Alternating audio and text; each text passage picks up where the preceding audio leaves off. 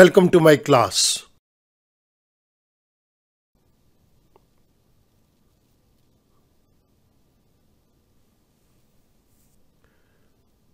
The Indian Contract Act 1872. Difference between pledge and lien. This is lecture number 111. इस particular video lecture के अंदर मैं pledge और लियन के बीच में डिफरेंस को टेकअप करूंगा. Let's move on to the topic. Pledge. Section 172. The bailment of goods as security for the payment of a debt or performance of a promise is called pledge. Pledge एक प्रकार का bailment of goods है जिसके अंदर goods की security दी जाती है किसी पर्टिकुलर डेट की पेमेंट को सिक्योर करने के लिए या किसी पर्टिकुलर प्रॉमिस की परफॉर्मेंस को सिक्योर करने के लिए.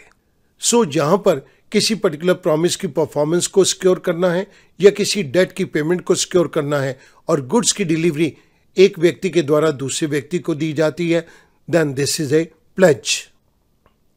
इन this case bailor is called pledger और pawnor and bailee is called pledgee और पॉनी. मैं आपके सामने प्लेज का एक एग्जाम्पल टेकअप कर रहा हूं. Mister A, mister B. Mr. A says, I want to take a loan of rupees 2 lakh. Can you lend me money for 1 year? मैं 2 लाख रुपए का लोन लेना चाहता हूं. क्या तुम मुझे 1 साल के लिए पैसा उधार पर दे सकते हो? Mr. B says, I can give you the loan provided you give me the security of some movable asset.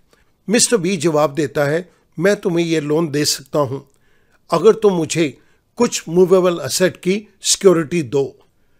Mister A जवाब देता है okay. It means mister A इस बात के लिए एग्री कर रहा है. जब मिस्टर ए कुछ मूवेबल एसेट की सिक्योरिटी देगा तो हम इसे नाम देंगे he is pledger. Mister B को इन गुड्स की सिक्योरिटी दी गई है तो mister B will be termed as pledgee. इसी केस के अंदर स्टूडेंट देखिएगा, मिस्टर ए जिसको हम प्लेजर का नाम दे रहे हैं और मिस्टर बी जिसको प्लेजी का नाम दिया गया है. मिस्टर ए अपनी कुछ ज्वेलरी मिस्टर बी को डिलीवर करता है as a security for the payment of loan. Mister B अब मिस्टर ए को मनी की पेमेंट कर देता है. मिस्टर ए ने मिस्टर बी के पास अपनी gold jewellery as a security रखी है. इन केस मिस्टर ए ये पैसा नहीं देता तो मिस्टर बी गोल्ड की ज्वेलरी को बेचकर अपना पैसा रिकवर कर सकता है. This is a case of pledge. अब मैं टेकअप कर रहा हूं लियन के मीनिंग को. Lien means the right of a person to retain possession of some goods belonging to another until some debt और claim due to him has been paid. Lien एक अधिकार है जिसके अंदर एक व्यक्ति दूसरे व्यक्ति की गुड्स को अपने कब्जे में रख सकता है जब तक कि उसका कोई डेट या कोई क्लेम जो दूसरे व्यक्ति के ऊपर है वो पे नहीं हो जाता. Lien gives a person only the right to retain the possession of the goods and not the power to sell. Lien एक व्यक्ति को किसी दूसरे व्यक्ति की गुड्स को अपने कब्जे में रखने का अधिकार देता है लेकिन उन वस्तुओं को बेचने की पावर नहीं देता. Pledge versus lien. The major point of difference between a contract of pledge and a right of lien are given below.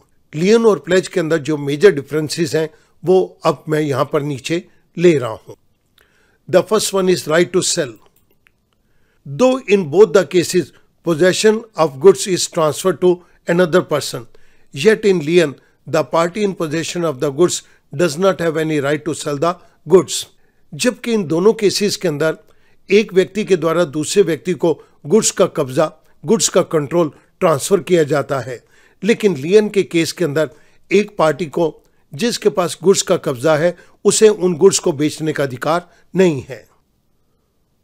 In pledge the creditor और पॉनी और pledgee gets a right to sell the goods in his possession on default of the debtor और pledger और pawnor to repay the money.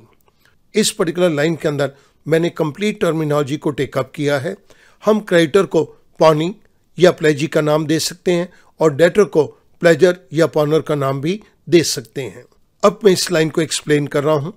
Pledge के case के अंदर जब debtor money की repayment के अंदर कोई डिफॉल्ट करता है तो क्रेडिटर के पास जिन गुड्स का कब्जा है वो उन गुड्स को बेचकर अपना पैसा रिकवर कर सकता है। सो लियन के केस के अंदर सिर्फ गुड्स का कब्जा है लेकिन उसको बेचने का अधिकार नहीं है, लेकिन प्लेज के अंदर गुड्स का कब्जा भी है और उनको बेचने का अधिकार भी है। Second, creation. Pledge is always created by entering into a contract as against lien, which in most of the cases is created by law. Pledge को क्रिएट करने के लिए एक कॉन्ट्रैक्ट के अंदर शामिल हुआ जाता है, जबकि लियन को ज़्यादातर केसेस के अंदर लॉ ने ही क्रिएट किया है। Third point, passive right. Lien is purely a passive right in the sense that lien holder cannot enforce his claim except through the law courts. लियन एक तरह से पैसिव राइट है। लियन होल्डर अपने इस अधिकार को लॉ कोर्ट्स के जरिए ही लागू करवा सकता है। Pledgee on the other hand enjoys the right to sue for sale in addition to right of लियन।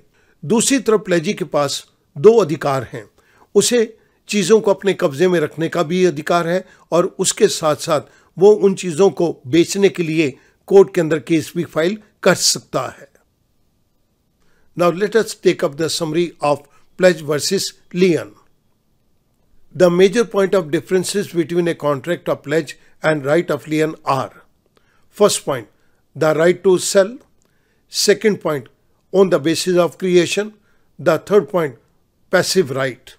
हमने इन तीन डिफरेंसेस के बेस के ऊपर प्लेज और लियन को डिस्टिंग्विश किया है। मैं उम्मीद करूंगा अब ये टॉपिक आपके लिए आसान हो जाएगा। Thank you very much.